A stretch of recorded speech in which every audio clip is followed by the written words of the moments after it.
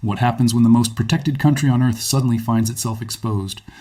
For 75 years, Israel lived inside the safest bubble in modern history, wrapped in American money, American weapons, American vetoes, and American goodwill.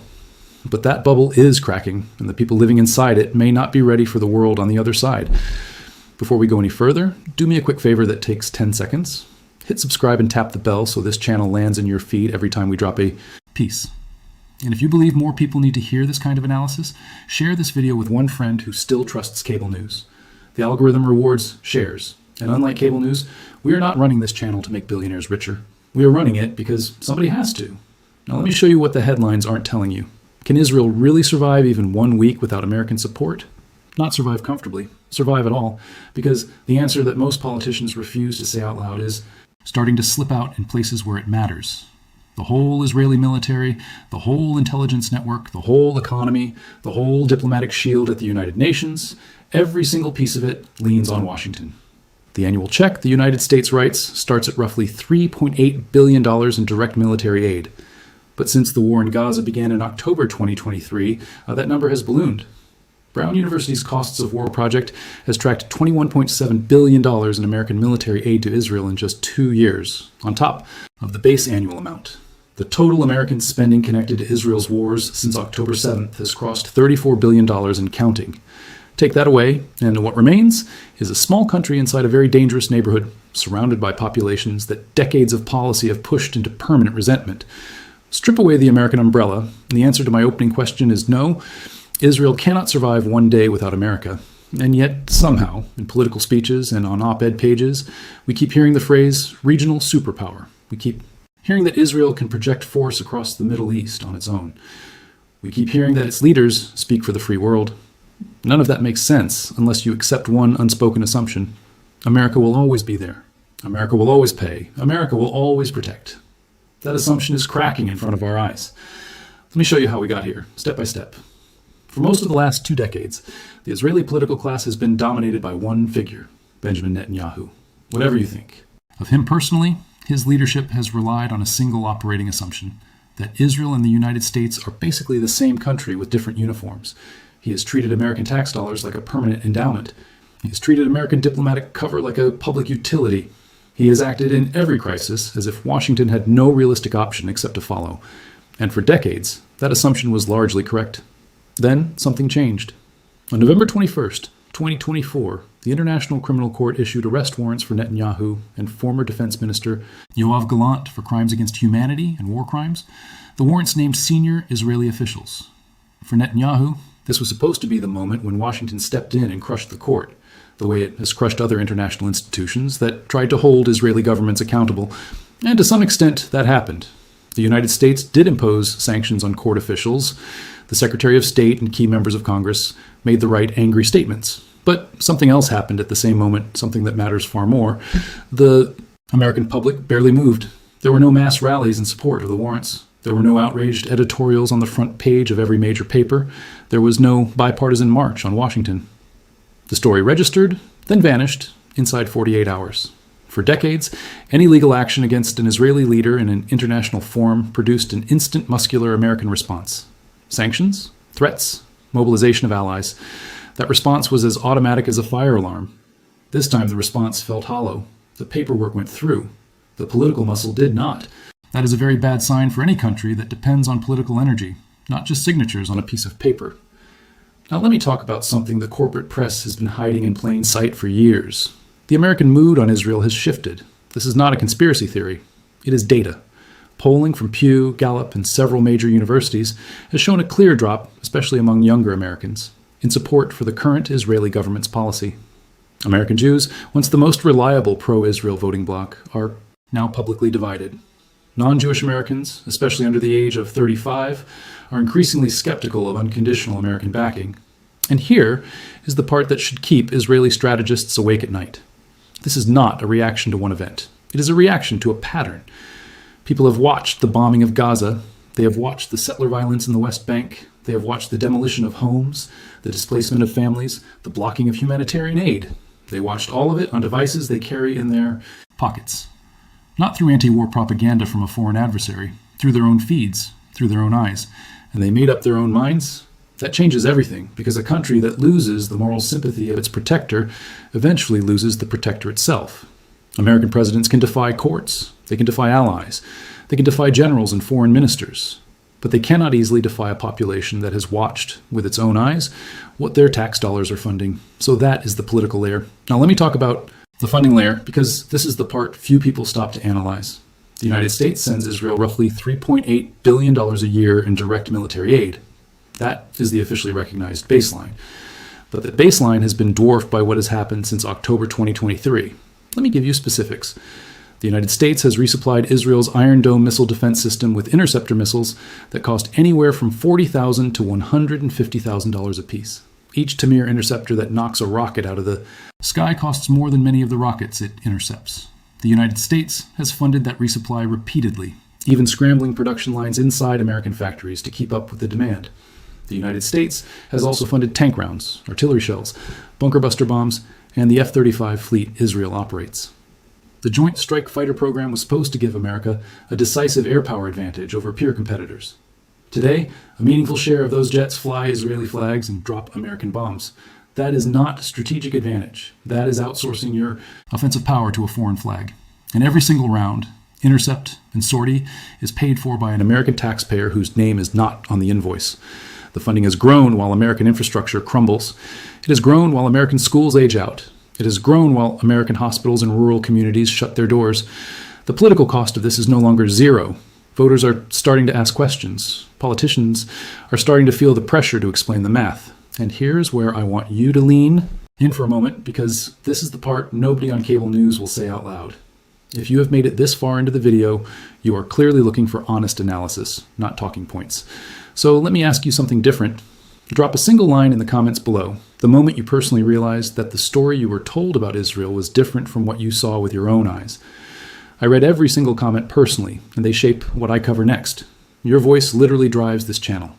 Now back to the substance. Now let me connect something the press never connects for you. Why? Because the connections are not good for certain interests. We are watching the war in Gaza and a slow-building financial crisis inside the United States at the exact same time. They are not separate stories. They are part of the same story. The American economy is sitting on top of a debt mountain that grows by roughly $1 trillion every several months. A meaningful portion of that mounting debt is connected, directly or indirectly, to military operations across the Middle East. The weapons used in Gaza are purchased from American defense contractors. Those contractors sit inside the largest American pension funds, university endowments, and 401k plans. So when you hear that the American stock market is at record highs, a portion of those highs is being propped up by war, not by productivity. And if a single major war went badly, or if the bill for these wars ever came due in a way the American public could not keep ignoring, that stock market would not survive. Defense is no longer a sector of the economy. It is a structural pillar of the entire financial system. That fact is rarely discussed because discussing it openly would create panic.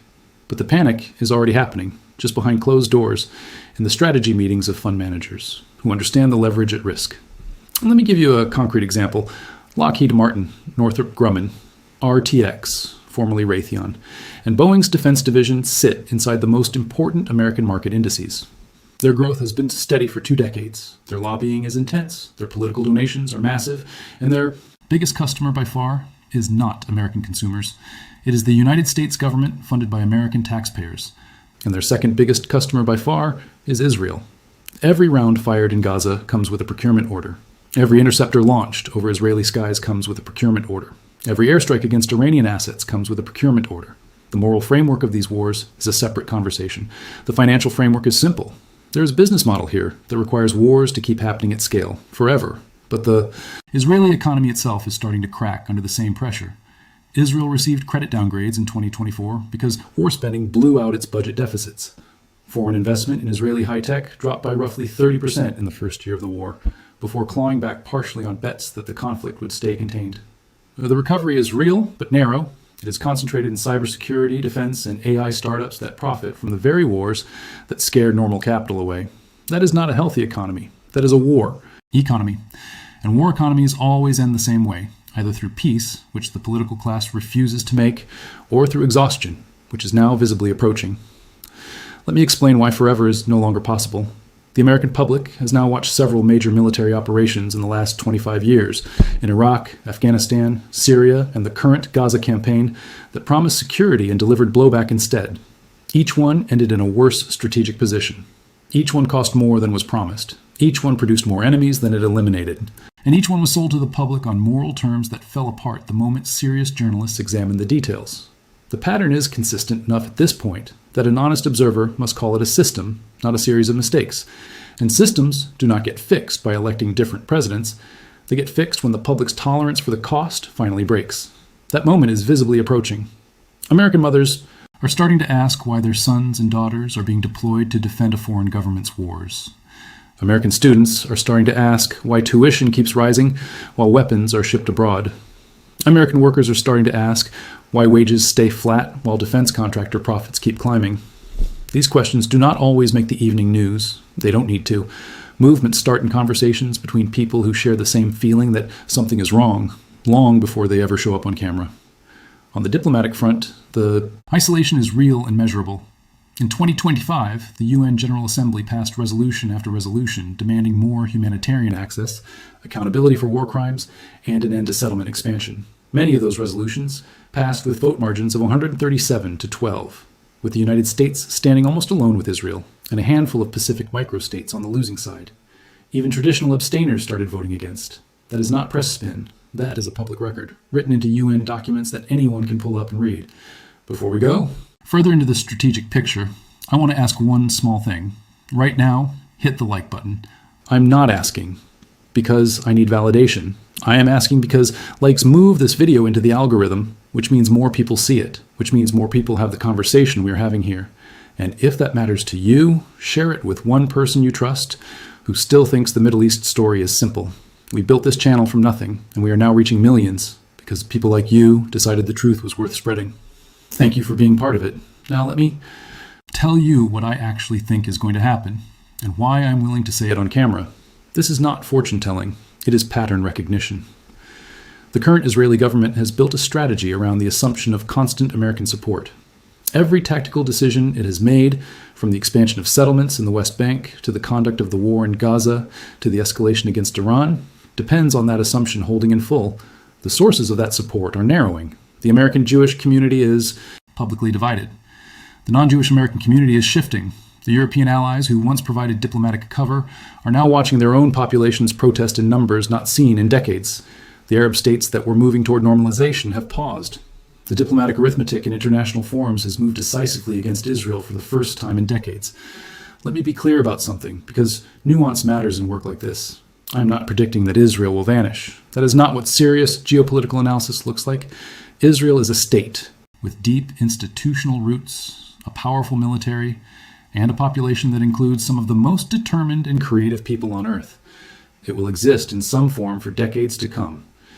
But the specific arrangement that has defined the country since 1967, an arrangement in which Israel holds territory beyond its recognized borders, governs millions of Palestinians without rights, enforces a permanent siege on Gaza, and acts as America's offshore enforcer in the Middle East. That arrangement is breaking. The walls are cracking. The paperwork is failing. The mood is shifting. The bills are coming due. Let me share one piece of structural background, because the audience that watches this channel deserves to understand the deeper logic. There is a strategic concept that has shaped American foreign policy since the end of the Cold War, and it is worth understanding precisely because it explains almost everything we are currently watching. In 1997, a former national security advisor named Zbigniew Brzezinski published a book called The Grand Chessboard: American Primacy and Its Geostrategic Imperatives. In it, he argued that American global power depends on controlling what he called geopolitical pivot states. These were countries the United States did not necessarily care about for their own sake, but that could be used to annoy, weaken, or contain bigger rivals. Brzezinski's framework highlighted Ukraine as the primary European pivot, and Iran as a critical Middle East pivot. He outlined how Israel, Jordan, Turkey, and other states on the periphery of major powers could be used to advance American strategic objectives without requiring direct, large-scale American military deployment. This is not a conspiracy theory. It is the published framework of one of America's most influential strategists, written to be taught to students. Read it. The PDF is still online, and Israel sits inside the same logic. Look at the map. Iran sits in the center of the Middle East. Syria sits on Israel's northern border. Iraq sits on its eastern border. Egypt sits on its southern border. These are not friendly neighbors. Each one has been the target of American efforts to expand or maintain regional dominance at different points. Israel is the aircraft carrier. It is the forward base. It exists not merely as an independent strategic asset, but as a tool in a larger game. The players in that larger game have a term for this kind of relationship. They call it strategic alignment. They do not call it friendship, because friendship would imply mutual decision-making. This is not friendship. It is dependency wearing the mask of partnership. I want to draw one more connection that the corporate press avoids. Late in recent quarters, several large institutional investors quietly began reducing exposure to defense sector holdings on the theory that the conflict cycle was about to peak. These reductions were small and almost unreported, but they were notable because the reduction came from funds that had spent the previous decade increasing exposure. At the same time, insurance companies operating in the region were quietly raising rates on facilities and warehouse operations in the Mediterranean shipping lanes. Reinsurance markets in Bermuda and Zurich showed signs of strain. None of these data points appeared on the evening news. None of them appeared in campaign speeches. But each of them indicates an industry quietly preparing for outcomes that the political sector still refuses to admit are possible. History is very clear about this pattern. When a protector grows tired, the dependent adjusts. Sometimes the adjustment is peaceful, sometimes it is not. The outcome depends on choices made in the months just ahead. Let me land this plane. There's a famous line often attributed to Henry Kissinger, and even if every word of the attribution is debated, the strategic truth it conveys is correct and badly understood. Snopes and other fact-checkers have traced the quote to a speech by Pakistani diplomat Iqbal Akhund in 1972. The line goes something like this: "It is dangerous to be America's enemy, but to be America's friend can be fatal." The line was written about countries like Israel. A country that depends on America becomes a country that allows America to make its most important decisions for it. A country whose sovereignty is gifted to it by a foreign superpower is not fully sovereign. Its leaders can be replaced. Its borders can be redrawn. Its military missions can be assigned by someone else's generals. Its intelligence can be shared or withheld at someone else's pleasure. And at the end of the day, its public can pay the price for someone else's strategy. So what should you, the viewer, take away from this video? First, stop treating American support for the current Israeli government as a permanent feature of the world. It is a policy. All policies end. The faster that idea lands in your own thinking, the better you can read what is about to unfold. Second, stop buying the framing that the Israeli government speaks for all Jewish people. Polling has consistently shown that American Jews hold a wide range of views, and many of them are sharply critical of the current government's conduct. And when a media channel frames Jewish Americans as monolithic on this issue, you're looking at propaganda, not journalism. Third, start paying attention to the financial press when it quietly connects war spending to stock market performance. That connection is currently being suppressed because the public discovering it would produce enormous political pressure. Fourth, watch the protest movements emerging in places that never protested before. The American left is moving. The American right is moving. The American center is moving. That triangulation is what produces real change in this country, and it is happening right now. Fifth, and this is the one most people skip, pay attention to the language. When politicians start using words like complicated relationship and durable peace instead of ironclad commitment, the policy is shifting. When former ambassadors start writing essays in obscure journals about the need for managed retrenchment, the gravity is changing. Watch for those shifts. They tell you where the ground actually is, not where the speeches say it is. Now let me close. If you watched this entire video, I want to say something direct to you.